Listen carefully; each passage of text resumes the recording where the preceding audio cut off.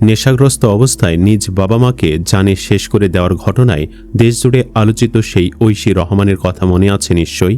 যাবজ্জীবন কারাদণ্ড মাথায় নিয়ে কারাগারে বন্দী সে। আলোচিত পাপী মিন্নিও কারাগারে। শুধু ঐশী কিংবা মিন্নি নয়, দেশের বিভিন্ন কারাগারে বর্তমানে 93 জন মৃত্যুদণ্ডপ্রাপ্ত নারী বন্দী রয়েছেন। এদের মধ্য থেকে আলোচিত কিছু অপরাধীদের নিয়ে আলোচনা করব আমাদের এই ভিডিওতে। মৃত্যুদণ্ড মাথায় নিয়ে কারাগারে কেমন আছে তারা, কিভাবে চার দেয়ালের মধ্যে কাটছে তাদের দিনকাল, চলুন বিস্তারিত জেনে নেওয়া যাক। নাম্বার 1, ঐশী রহমান। চার দেয়ালের মধ্যেই দিন কাটছে পুলিশ কর্মকর্তার মেয়ে ঐশী রহমানের।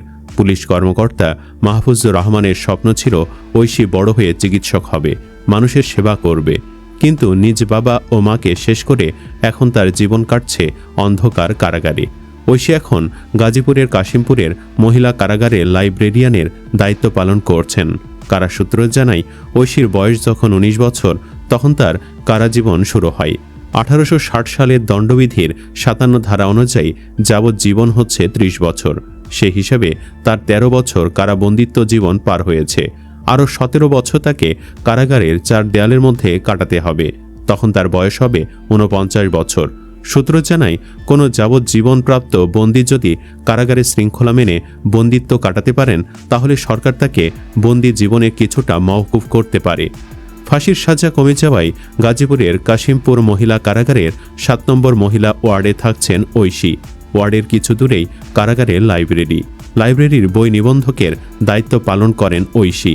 ঐশী ইংলিশ মিডিয়ামের ছাত্রী ছিলেন বলে জানা গেছে। কারা কর্মকর্তারা জানান, ঐশী ইংলিশ ভাষার গল্প ও উপন্যাস পড়ে সময় কাটান। তার আচার ব্যবহার ভালো, তবে তিনি কম কথা বলেন। এছাড়া ঐশীর শ্বাসকষ্টজনিত রোগ আছে। সূত্র জানায়, সকাল 10টা থেকে দুপুর 1টা পর্যন্ত লাইব্রেরিতে দায়িত্ব পালন করেন ঐশী।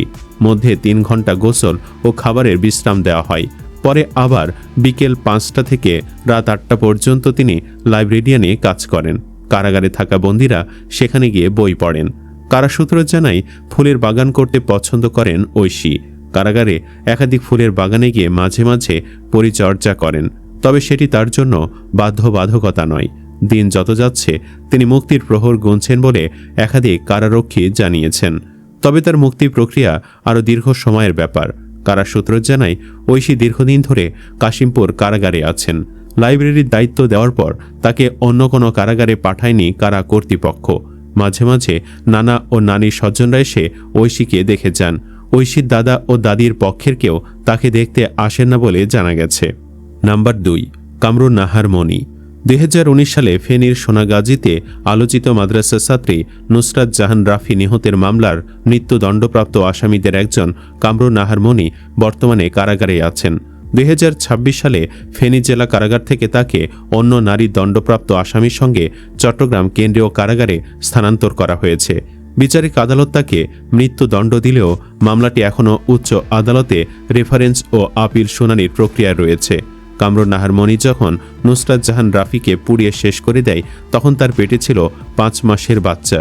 বর্তমান সেই বাচ্চা ভূমিষ্ঠ হয়ে মায়ের সাথে কারাগারেই থাকছে। সন্তানের দেখাশোনার মাধ্যমেই কারাগারে দিন কাটছে কামরুন নাহারের। জেলখানায় এখন মনির ঘরবাড়ি। সে সময় গর্ভে সন্তান ধারণ করে এরকম একটি নৃশংস কাণ্ডে জড়ানোই ফেনীতে সকল মানুষের মধ্যে তোলপাড় সৃষ্টি হয়।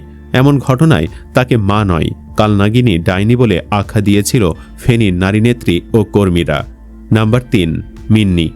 বরগুনার বহুল আলোচিত রিফাত শরীফ হত্যা মামলার 7 বছর পূর্ণ হয়েছে। 2019 সালে 26 জুন বরগুনা সরকারি কলেজের সামনে প্রকাশ্যে সংঘটিত এই কাণ্ড দেশজুড়ে আলোড়ন সৃষ্টি করেছিল। মামলায় মৃত্যুদণ্ডপ্রাপ্তদের একজন রিফাতের স্ত্রী আয়েশা সিদ্দিকা মিন্নি বর্তমানে বরিশাল কেন্দ্রীয় কারাগারে রয়েছেন। এর আগে মিন্নির বাবা জানিয়েছিল তার মেয়ে নাকি কারাগারে ড্রেন পরিষ্কারের কাজ করে। তবে কারা সূত্রের তথ্য অনুযায়ী মৃত্যুদণ্ডপ্রাপ্ত বন্দী হিসেবে মিন্নি কারাগারে শান্ত ও নিয়মতান্ত্রিক জীবনযাপন করছেন। অধিকাংশ সময় তিনি একাকী থাকেন এবং নিয়মিত ধর্মীয় অনুশীলন ও নামাজে সময় কাটান। কারা কর্তৃপক্ষ জানিয়েছে তিনি অন্য বন্দীদের সঙ্গে খুব বেশি মেলামেশা করেন না এবং স্বজনরা সাক্ষাৎ করতে এলে তাদের সঙ্গে মূলত কথা বলেন। তার বিরুদ্ধে কারাগারে কোনো শৃঙ্খলা ভঙ্গের অভিযোগও নেই। গ্রেফতারের পর প্রথমে তাকে কাশিমপুর কেন্দ্রীয় কারাগারে রাখা হলেও পরে মামলার বিচারিক কার্যক্রম ও স্বজনদের সাক্ষাতের সুবিধা বিবেচনায় বরিশাল কেন্দ্রীয় কারাগারে স্থানান্তর করা হয়। 2019 সালের 26 জুন বরগুনা সরকারি কলেজের সামনে একদল দুর্বৃত্ত রিফাত শরীফের ওপর হামলা চালায়। গুরুতর আহত অবস্থায় হাসপাতালে নেওয়া হলে তার মৃত্যু হয়। ঘটনার ভিডিও সামাজিক যোগাযোগ মাধ্যমে ছড়িয়ে পড়লে সারা দেশে ব্যাপক আলোচনার জন্ম দেয়। পরদিন রিফাতের বাবা আব্দুল হালিম দুলাল শরীফ বরগুনা সদর থানায় মামলা দায়ের করেন। তদন্তের এক পর্যায়ে পুলিশ হত্যাকাণ্ডের পরিকল্পনায় মিন্নির সম্পৃক্ততার অভিযোগ তুলে তাকে গ্রেফতার করে। পরে 2019 সালের 1 অক্টোবর আদালতে অভিযোগপত্র জমা দেওয়া হয়, যেখানে মোট 24 জনকে অভিযুক্ত করা হয়। 2020 সালে 30 সেপ্টেম্বর প্রাপ্তবয়স্ক আসামিদের মামলায় আদালত মিন্নিসহ 6 জনকে মৃত্যুদণ্ড দেন এবং 4 জনকে খালাস দেন। একই বছরের 27 অক্টোবর শিশু আদালতে অপ্রাপ্তবয়স্ক আসামিদের বিরুদ্ধে পৃথক রায় ঘোষণা করা হয়। মামলা শুরু থেকেই মিন্নির পরিবার অভিযোগ করে আসছে যে তাকে অন্যায়ভাবে এ মামলায় জড়ানো হয়েছে।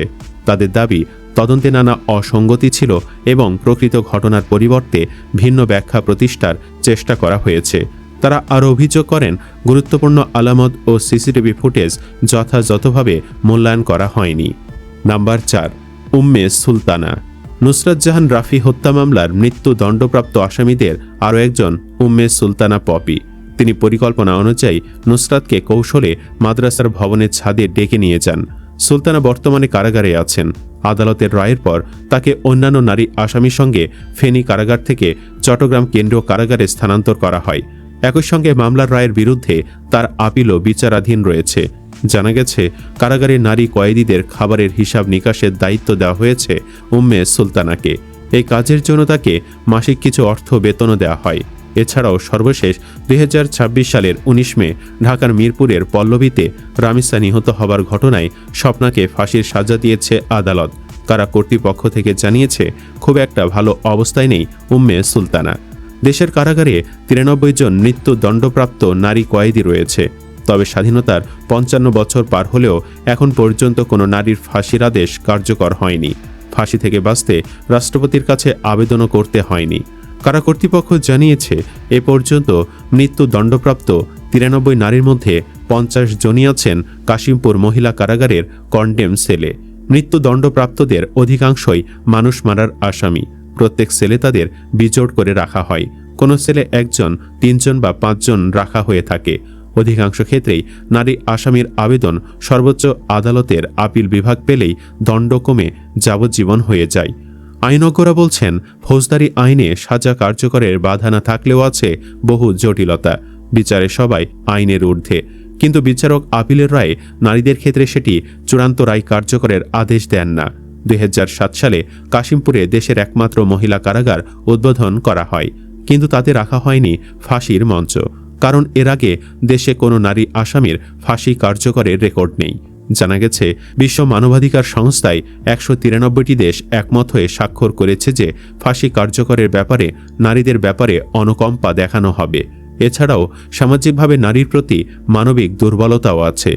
যদিও বিশেষজ্ঞরা বলছেন, বর্তমান বাংলাদেশি নারীদের অপরাধ প্রবণতা ক্রমেই বাড়ছে।